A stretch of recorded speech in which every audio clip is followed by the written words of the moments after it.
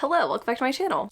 In today's video, I'm going to be reading the shortest books on my TBR. I realized today that this just so happens to coincide with me cutting my hair the shortest it's probably ever been. So, short books, short hair, hopefully short video. What I'm intending to do is to read all 5 of the shortest books on my TBR in one day. I feel like this is going to revitalize me. I feel like I'm going to feel so good after having knocked off 5 physical books on my TBR. And while none of these seem particularly interesting to me, I'm hoping that I find like a 5-star gem in here unexpectedly.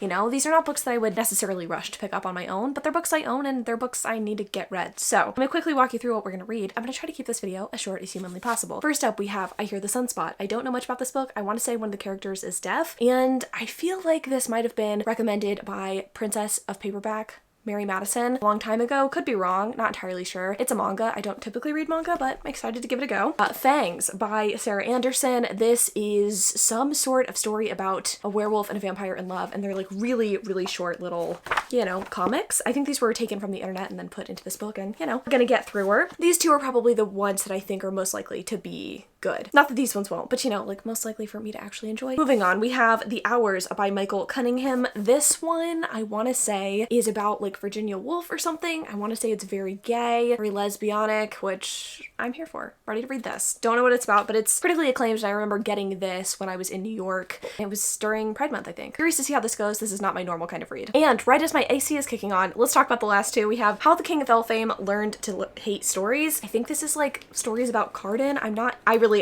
don't know why I bought this, but thought I like Holly Black. I'll keep this in my collection, and you know, hopefully I like it. If I don't, I have no qualms about getting rid of this. And then I also have Small Country by Elfhame. This one, I believe, is nonfiction about this one person's life in the country they grew up in. I really don't know much more than that, but we're gonna find out. Let's get into the reading vlog-ish portion of this video, and I'll let you know how these books are. Okay, can we talk about how fucking funny this ponytail is? It's this big. I have finished 2 books, and yeah, I could have checked in after I finished the first one, but I was hungry and I wasn't in the mood to update you on my books. I have finished Fangs by Sarah Anderson and Small Country by Gail Fay. I don't know why I thought it was Gael. The little dots, they threw me off, okay? I had different feelings about both of these books. Let's talk about Fangs first, because this is what I finished first, and I actually really enjoyed this. It was so cute. I ended up giving it 5 stars on Goodreads. That doesn't mean that this is like the best thing that I've ever read by any means, but when I stopped to think about any flaws that I see here, I couldn't really find any. It is short. It does what it sets out to accomplish, which is to be cute and to show a romance between a werewolf and a vampire. And honestly, I'm just happy that I own this. It is cloth bound, which is really nice. It's cute, and I feel like I could see myself revisiting this actually, which is rare for me, but since this is so short and I feel like it's such a nice little pick-me-up, I want to keep this. I want to keep this on my shelves, and I mean, this just feels very on brand too, especially like with my hair. I don't know.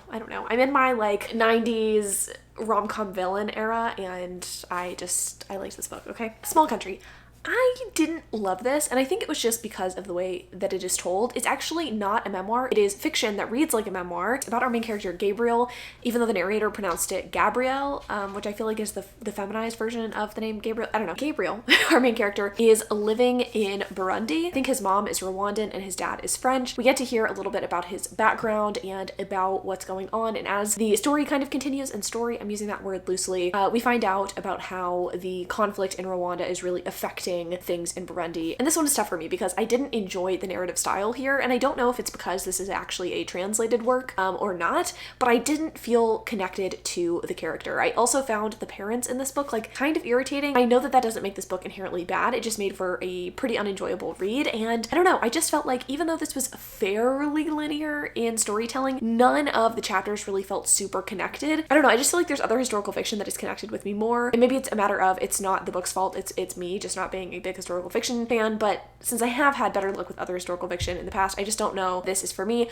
But that being said, don't necessarily take my opinion as like fact or whatever on this book. Obviously, who's going to take opinion as fact? But Goodreads reviews for this are flawless. Granted, there are not that many in terms of volume of Goodreads reviews, but almost everybody that I've seen has given this 4 or 5 stars. So I could just be alone. I didn't love it. I felt very disconnected from the story, and while there were moments that were definitely heartbreaking, especially as, you know, the conflict in Rwanda starts affecting Gabriel's life in Burundi, I don't know.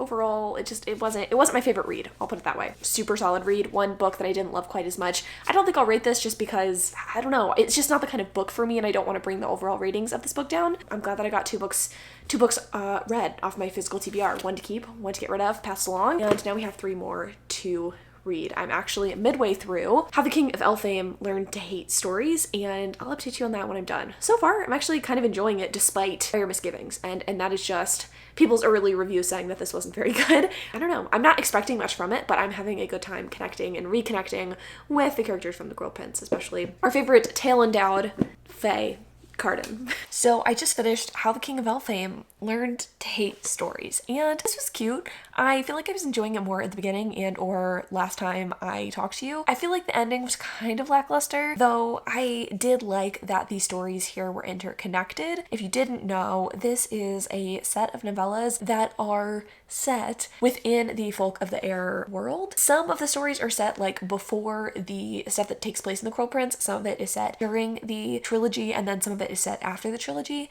and it was cute seeing Carden kind of like deal with his feelings and emotions, learn how to love or whatever, and or be like a good partner to Jude. I feel like I'm making it sound like more happened in these stories than actually did. I don't know. I feel like this either needed to be longer or it needed to be just maybe a little bit different to totally work. Like, I appreciated what it set out to do. I just don't know that it did everything that it could have done. Like, I did ultimately like the conclusion, I guess, even though it felt a little lackluster, but I just needed a little bit more there. I wanted to see more interactions between Carden and Jude, and maybe that's just like me being a fan. But since this is ultimately fan service, I think, I'm sure they were like begging Holly to like write more stories in this world. I feel like more could have been done to make this into something impactful. As it is, I feel like this is definitely not a necessary read in the series. I'll be holding on to it because if I ever want to loan out my original trilogy, it would be nice to be able to loan that out and be able to have this near it. I also do really like the artwork in it. Like, I'm not upset that I purchased this. I do just feel like it was kind of an unnecessary purchase, even if it is cute to look at. There's one picture in particular that I really like of Carden and Jude, but I'm not gonna flip through it to find it, sorry. You're gonna have to go and get it yourself. Yeah, I like how you can see my candle in the background too. Can I just say, unrelated kind of to this video, I did just get a package from Novel Wicks, and these candles might be my favorite of all the candles I've gotten from Novel Wicks before. I got the Karanam, I think that's how you say it, candle, which is like, you know, the bond or whatever between Aelin and Rowan candle, and oh my god, it literally smells like the spa at the place that Hayden and I went for a honeymoon. I love a good spa scented candle. And then I also got the, I think it's chapter 55 candle, which smells like fall, which is perfect because with my hair, I'm obviously very much feeling fall, very much wanting fall to be here. And I know I said this was going to be my shortest I Read 5 video yet, and it will be, but I can still talk about the things I like. I think the Karnam candle is still in stock right now, which is kind of rare since Murphy does weekly launches for her candle company. And sometimes like some candles will stick around, but for the most part, like if a candle comes for a week, it's usually not going to come back for a long time. This one's still in stock, so I'm going to link it in the description if you want to go check it out. Also, you can get 10% off if you use my code.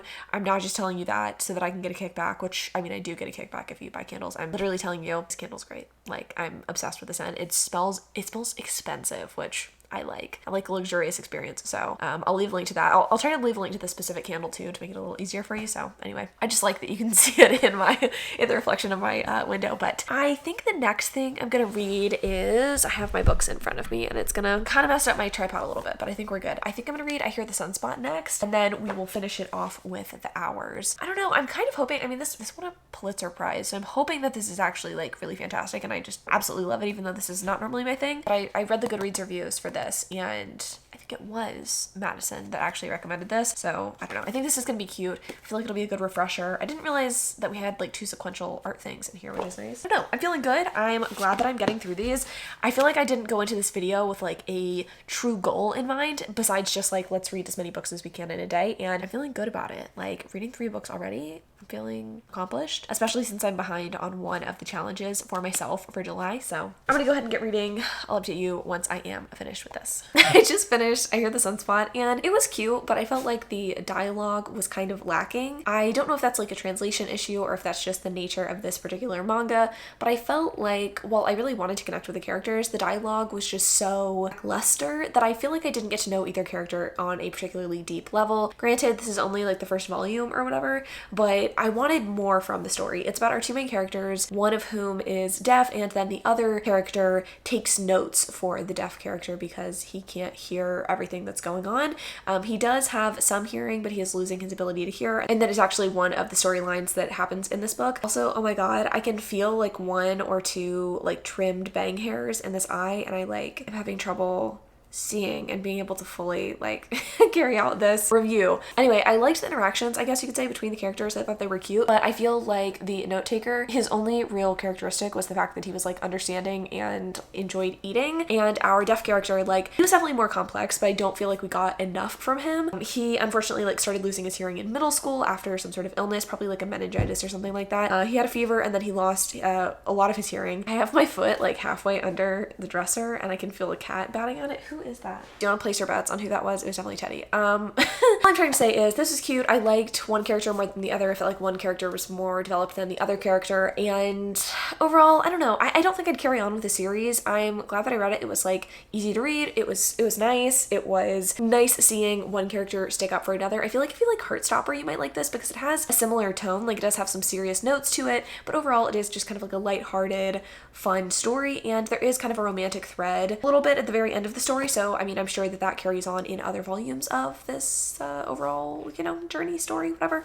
Continuation of this series. I don't know. It was cute, but nothing like so memorable. But I'm glad that I read this because it's been on my shelves, I want to say, since like 2019 or something like that. Like, I've had this forever. So glad to have finished this. Glad to most likely unhaul, mostly because I don't think I will be rereading this, but it was good. I enjoyed it well enough. I think I would give it like 3 stars. It was fun. Now we get to move on to the last book, which is The Hours, which I am going to read after taking off my makeup. I took off my fake lashes already. I feel like I look so weird because if you take off fake lashes, like the eyeliner just kind of gets weird. But I need to feed the cats first. So I'm gonna feed the cats, take my makeup off, and then read The Hours. All right, hopefully I can get this all out before my AC kicks on, but I finished The Hours and I'm too lazy to go downstairs and grab my copy. I'm just gonna insert a picture of it right here. This was interesting. I listened to the audiobook of this and sort of regret that because it sounded like this man was speaking into a fucking tin can, but the story itself was interesting and the prose were really good. Like, the way that this book was told was fantastic. I'm just struggling because while the concept was interesting, I feel like the execution was just lacking.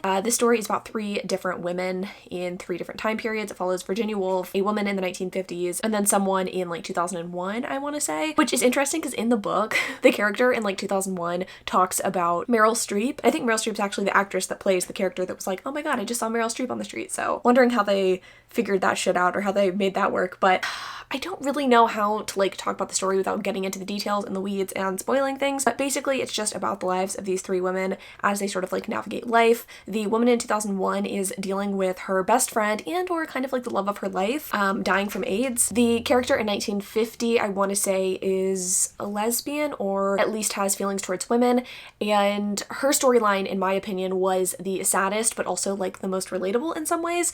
And then we have Virginia Woolf. I didn't love her storyline. Granted, like, she does end up dying at the beginning of the story in the way that she dies in real life, so if that's like triggering content for you, like, perhaps don't pick this up. But it was interesting seeing how these 3 storylines kind of converge. I feel like I'm not doing this book justice. It's an interesting book. I can understand why this is acclaimed because the writing is so good, but I just felt like it didn't say that much. Like, there were little moments throughout the story that I felt like I really connected with and was like, wow, that's really poignant, but I didn't feel like the overall like takeaway or message was really there. It was just like, life's sad and then you die, which I guess is kind of like all literary fiction, to be honest. But yeah, I don't know how to feel about this book because in some ways I liked it a lot and in other ways I'm like, I don't really understand the point. But I think that might just be like me in literary fiction. Like, we might just not be like besties. So I mean, that's not literary fiction's fault. That's just like me not connecting with it. I don't know how to rate this. I think like maybe 3 stars. I feel like I'm probably just not going to rate it at all because my feelings are a little bit too complex to try to sum up in just a star rating, because I feel like as a book and whatever, like it's good and I understand why it's popular, but like the enjoyment of it was like maybe a 3. I don't know.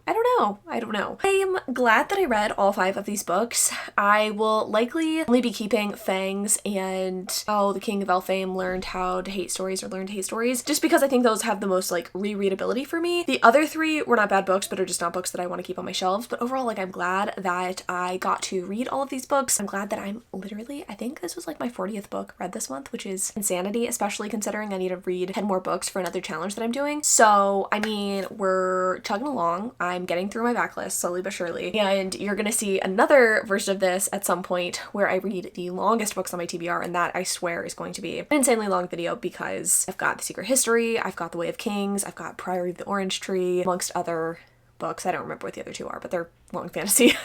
So hopefully this was entertaining in some way. It was short at the very least. Thanks so much for watching. Love you so much, and until next time.